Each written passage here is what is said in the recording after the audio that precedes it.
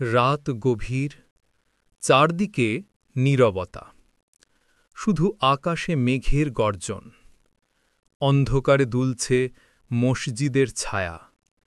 সেখানে বসে আছেন আউলিয়া হজরত শেখ ফরিদ উদ্দিন গঞ্জে সাকার রাহিমকাল্লা। তাঁর চোখে ঝলমল করছে আসমানের এক অদ্ভুত নূর। হঠাৎই তিনি হাত তুললেন, দুচোখ বন্ধ করে আল্লাহর দরবারে করলেন দোয়া।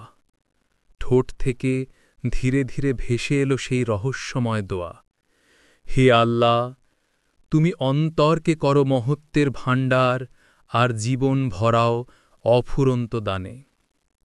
চারপাশের মুরিদরা কেঁপে উঠল বিস্ময়ে। কেউ ফিসফিস করে বলল, এ কেমন দোয়া, এত সংক্ষিপ্ত অথচ এত শক্তিশালী কেন? কিন্তু হুজুর নীরব রইলেন।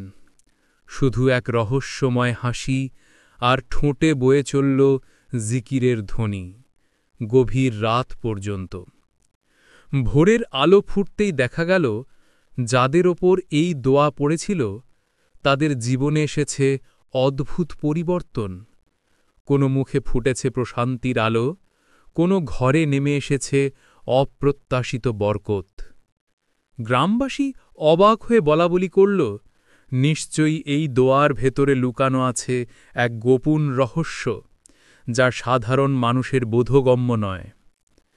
অবশেষে এক সাহসী শিষ্য জিজ্ঞেস করল, হুজুর, এ দোয়ার রহস্যটা কি? শেখ ফরিদ শান্ত কণ্ঠে বললেন, মানুষ আল্লাহর কাছে অনেক কিছুই চায়, কিন্তু প্রকৃত মহত্ব আসে তখনই যখন অন্তরের ভাণ্ডার পূর্ণ হয়। এই দোয়া সেই চাবিকাঠি, যা খুলে দেয় দুনিয়া ও আখিরাতের দরজা। আজও সুফি দরবেশরা শেখ ফরিদের এই রহস্যময় দোয়া পাঠ করে থাকেন। বিশ্বাস করা হয়, যার অন্তরে সত্যিকারের ঈমান ও ভরসা আছে, সে যদি এই দোয়া পাঠ করে তার জীবন আলোয় ভরে যায়।